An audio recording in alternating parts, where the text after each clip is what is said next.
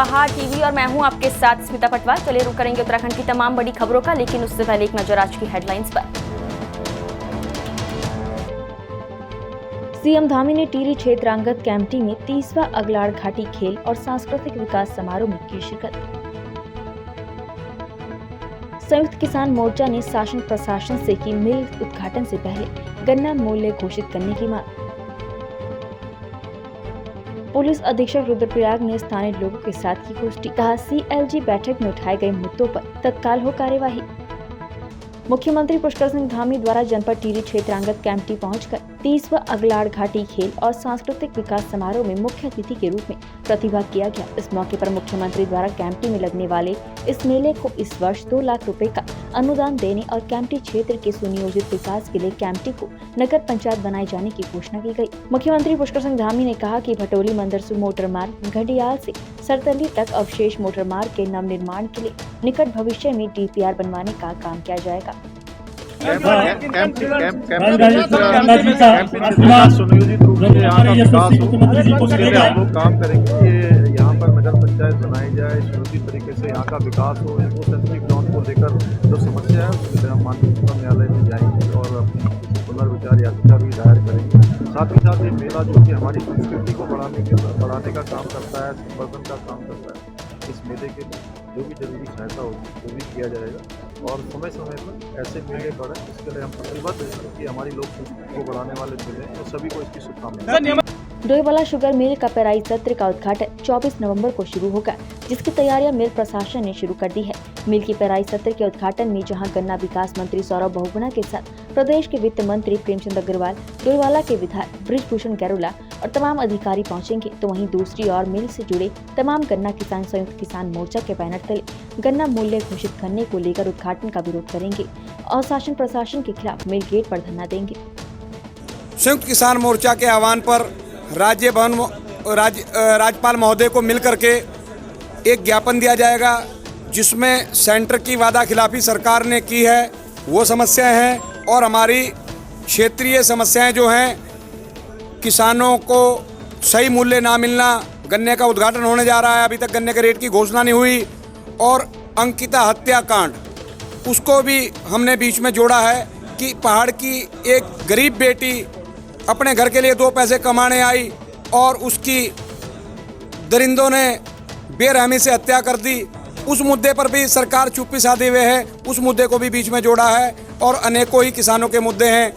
दूसरा मैं आपको बताना चाहूँगा आपके माध्यम से कि 24 तारीख को शुगर फैक्ट्री का उद्घाटन होने जा रहा है और जो भी मंत्री उद्घाटन करने आ रहा है मैं उनसे आग्रह करूँगा कि कम से कम उद्घाटन करने से पहले आप रेट की घोषणा करके चलें, नहीं तो यहाँ विरोध का सामना करना पड़ेगा। डोईवाला का किसान पूर्ण आपका विरोध करेगा। आंदोलन शुरू हो रहा है जो कि सारे भारतवर्ष में जाएगा और यहाँ हमारे लोकल अभी तक गन्ने की कीमत घोषणा नहीं की गई। किसान परेशान हैं, वो मजदूरों को क्या दें और पर्चियों में धांधली। हमारे 50% से ज़्यादा किसान अनपढ़ हैं जो कि जानते नहीं कि एमएस क्या होती है, मैसेज कैसे आते हैं। तो हम ये चाहते हैं कि पर्चियाँ की व्यवस्था वही की जाए जो पहले थी।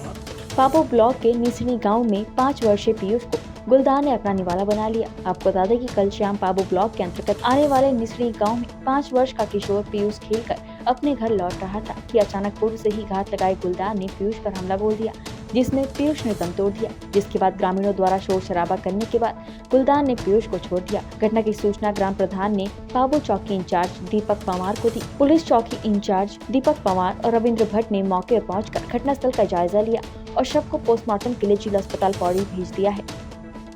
एसजीआर के पूर्व छात्र और उत्तराखंड के बेटे दिगंबर सिंह रावत ने संयुक्त अरब अमीरात के दुबई में आयोजित अंतर्राष्ट्रीय मिक्स्ड मार्शल आर्ट्स चैंपियनशिप का खिताब जीतकर पूरे देश और प्रदेश को गौरवान्वित किया है। दिगंबर सिंह रावत ने अपने लाइट वेट कैटेगरी में अपने प्रतिद्वंदी अकीब अली को हराया और जीत हासिल की। उनकी इस उपलब्धि से पूरे एसजीआर ग्रुप और चमोली जिले में खुशी की लहर है। आपको बता दें कि अंतर्राष्ट्रीय mixed martial arts championship Dubai में आयोजित की गई, जिसमें चमोली जिले के छोटे से गाँव से निकले दिगंबर सिंह रावत ने अपना परचम लहराया है।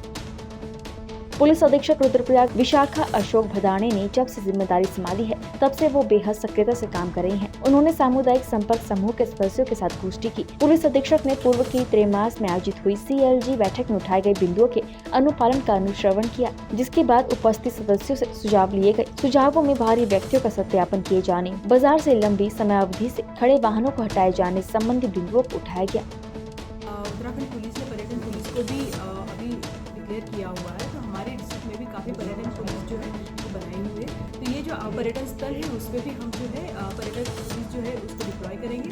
उसके साथ साथ हमारे जो थानों में जो भी पुलिस व्यवस्था है उनको भी हम वहाँ पर डिप्लॉय करेंगे, और जो भी यात्री आएंगे उनको हम चाहेंगे कि शीतकाल में उनका जो सफ़र हो और यात्रा हो सुचारू रूप से, उसके लिए प्रयत्न करें।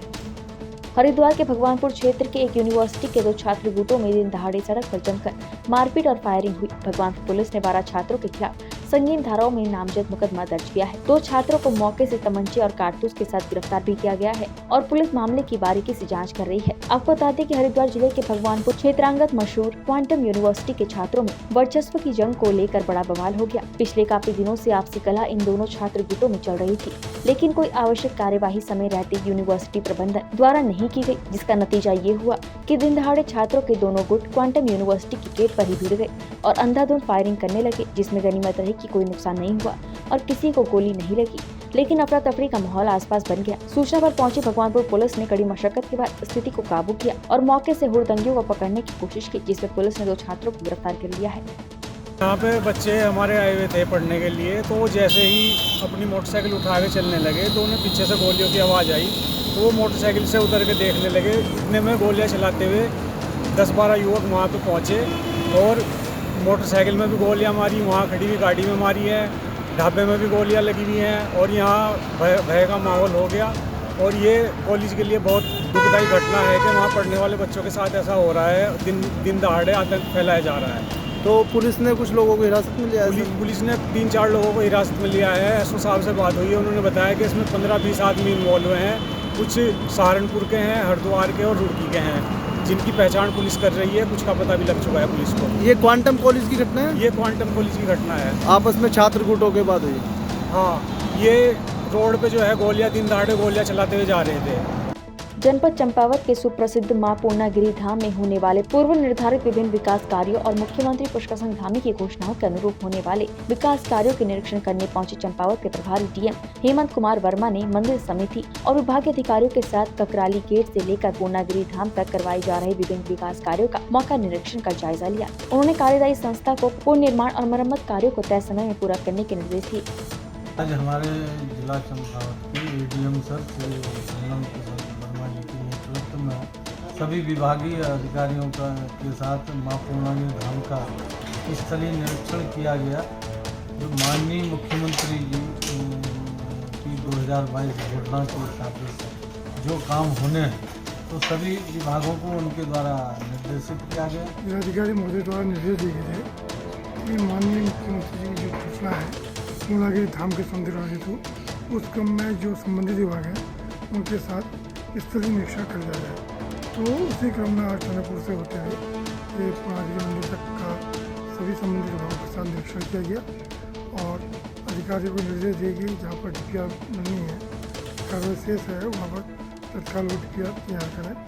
और उसमें आपको ये भी बताना चाहूँगा कि जिलाधिकारी महोदय द्वारा आपदा के दृष्टिगत जो विगत मानसून और क्षतिग्रस्त रास्ते, सड़कें और जो पेड़ योजना है उनके 63 लाख की धनराशि स्वीकृत की है। इस प्रकार अन्य विभाग भी अपने DPR बना रहे हैं, तैयार कर रहे हैं और जल्द ही इस रामनगर वन विकास निगम और वन विभाग के अंतर्गत होने वाले उप खनिज चुगान की अनुमति 15 फरवरी 2023 को समाप्त हो जाएगी, जिस क्रम में पूर्ण 10 वर्षों की स्वीकृति प्राप्त करने के लिए वन विकास निगम ने पुनर्प्रस्ताव तैयार कर भारत सरकार को भेजा है। आपको बता दें कि रामनगर वन विभाग के अंतर्गत हर वर्ष काल में कोसी नदी के अंतर्गत पर्वतीय क्षेत्रों से प्रति वर्ष भारी मात्रा में वर्षा होने के कारण उप खनिज बहकर कोसी नदी में एकत्रित होता रहता है। उप खनिज निकासी न हो पाने से नदी तल उथला हो जाता है, जिससे वर्षा काल में समीपवर्ती वन भूमि और स्थानीय ग्राम वासियों की कृषि योग्य भूमि में भू कटाव का खतरा बढ़ जाता है। कोसी एवं दापका नदियों के लिए 15 फरवरी 2023 तक की अनुमति प्राप्त है भारत सरकार से। इन दोनों नदियों के लिए हमने EC और FC के लिए आवेदन कर दिया है और हमारी फाइल अभी शासन स्तर पर भारत सरकार पर पहुंच चुकी है। और वहाँ से हमें जब ईसी और एफसी मिलेगी उसके बाद हम आगे 2023 से 2033 तक अपना खनन कार्यक्रम चलाएंगे। ये 10 साल के लिए ये परमिशन है। 2023 में खत्म हो जाएगा। हाँ, 15 फरवरी 2023 में खत्म हो जाएगा। 15 फरवरी 2023 तक हमारे पास अनुमति है जिसमें कि हमारा इस तत्व का खनन चालू रहेगा। नहीं, जहाँ तक हमारा पूरा प्रयास है, हमारी सारी फाइलें शासन में पहुँच गई हैं, हमारा पूरा प्रयास है कि हमें 15 फरवरी से पहले अनुमति मिल जाए। उत्तराखंड की तमाम बड़ी खबरों में फिलहाल इतना ही। बाकी खबरों के लिए देखते रहिए पहाड़ टीवी। नमस्कार।